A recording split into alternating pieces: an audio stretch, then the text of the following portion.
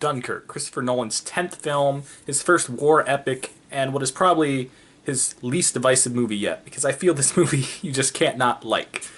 Notice I did say like instead of love, we'll get into that later, but this is just a very agreeable film and very enjoyable, and surprisingly, what I didn't think coming into this, a feel-good movie. When you think Christopher Nolan, you don't think feel-good, you leave going like, hey, I have a newfound sense of hope from this movie. I just got good things happening from it. Don't get me wrong, it's terrible things happen. This is a World War II war movie, but very feel-goody in a way too, which I didn't expect. And I really enjoyed this film.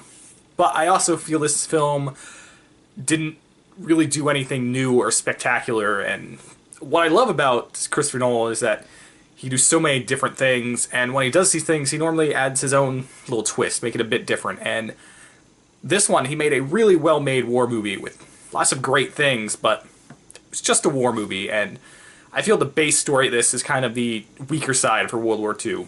That's because as an American, when we think of World War II, we think this bombastic, we think of pushing through perseverance, lots of blood, but more importantly, eventually this leads to, the movies normally lead to some sort of push to win the entire war, or how it affects the war overall, and this is a much smaller story. The whole story takes place in 3 different timelines, which all overlap at the end, and it's all, at the most, I think, over the course of like 5 days. It says a week, but it feels more like 5 days. And heads up, there are different timelines. I didn't realize this till the end. There's the time on the beach that we spend the most time with, which takes place, like I said, over a week, feels more like 5 days. There's the boat, which takes over a day, and then we get the most confusing with the airplanes, which is only like 2 hours. And when you don't realize the timelines are converging, it's not until about like the halfway point where you realize, okay, so that happened then, even though you show me that like a couple minutes in, and now this is like halfway through the movie where you realize, oh, okay, these are different timelines, and maybe I'm just an idiot for not realizing that, but there are different timelines. What's really cool about it is that they have the 3 different storylines, the land, sea, and air, and this kind of mirrors Churchill's speech, which is told at the end of the movie, and it's like, it's a very cool way to show this miraculous event, which, again, as an American, I had never heard of. This Dunkirk miracle of these people going and saving the people, and maybe if I would have known going into it that that's what this was, that I would have known it was going to be more of a feel-good story.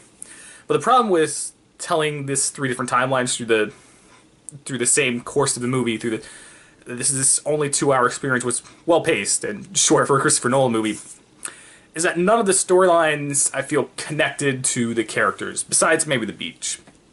The boat storyline, which is the one that I thought I was going to get more of, with Mark Rylance, the guy that's in all the Christopher Nolan movies, played Scarecrow, and 2 young kids, where they're going to save. That's what I thought the majority of this movie was.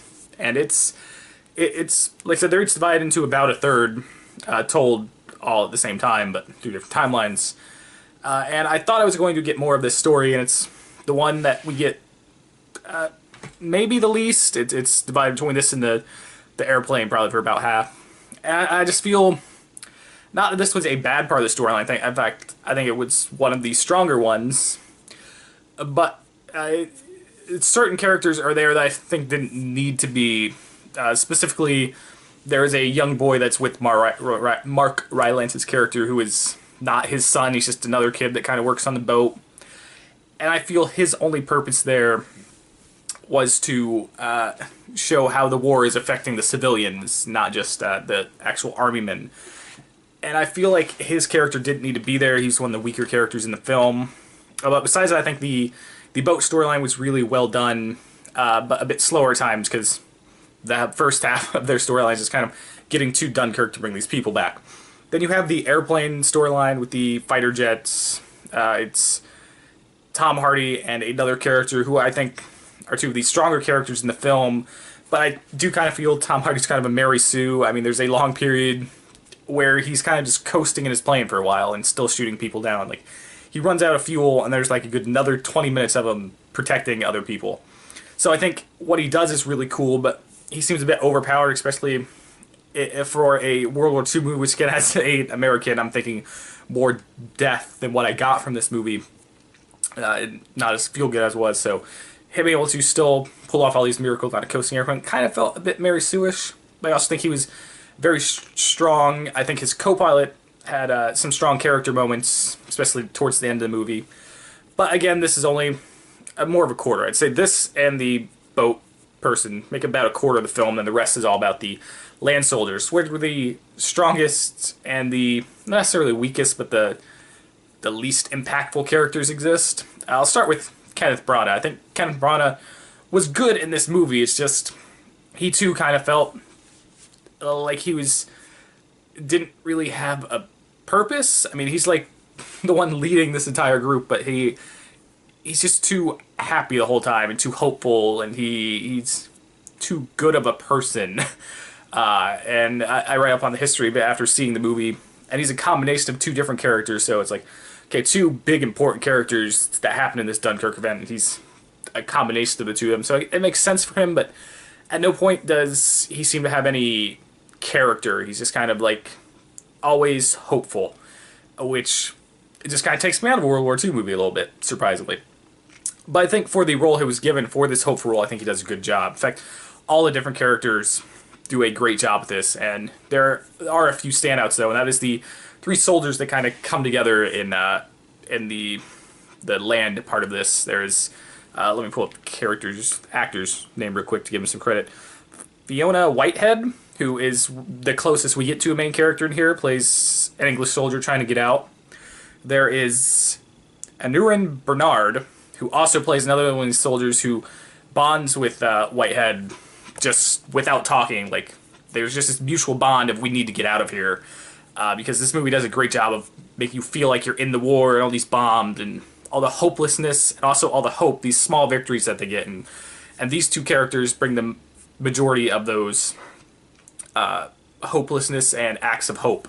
So it's a great combination and duality of the two that I think make these two the strongest. And then also, very surprisingly, Harry Styles does a great job in this film as the third of these groups that they later find on a boat, and then it's like, okay, no, we all just really want to get out of here. And Harry Styles especially has showing kind of like the trauma of this war does too. They try to do this a bit with the character on the boat, but I think he does a better job of, hey, I need to get out of here no matter what. And he has kind of turned against other characters that's like, oh man, that makes sense to do this, and just the emotion you bring to it. And I was really surprised. I thought Harry Styles would take me out of this movie, but he didn't. And I think those three characters are the strongest in the film and the closest to main characters we get. But a problem with this is that it really doesn't feel like we have a main character, because it's these three different storylines coming together.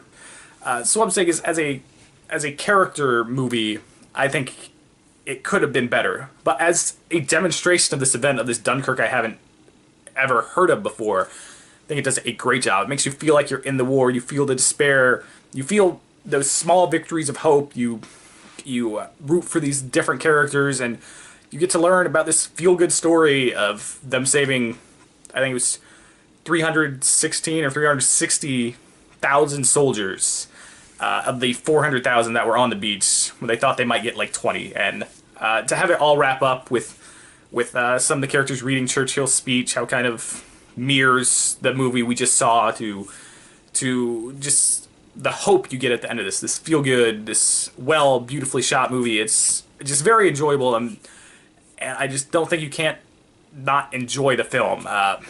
As a movie, I think it could do better as a telling of this event, as making you feel like you're in the war, and as just a message of hope that kind of changed the tide of the war, as Christopher Nolan seems to think. I think it's very well done. I don't think it's his best movie.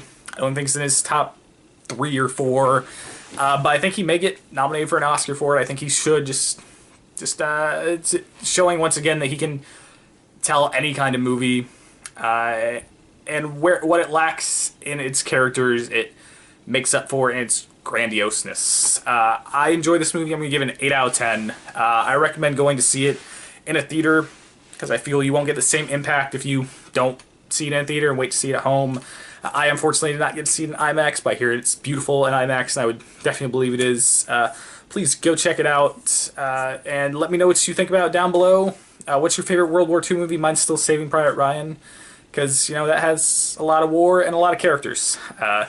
Please like, share, and subscribe as always. See you guys next time.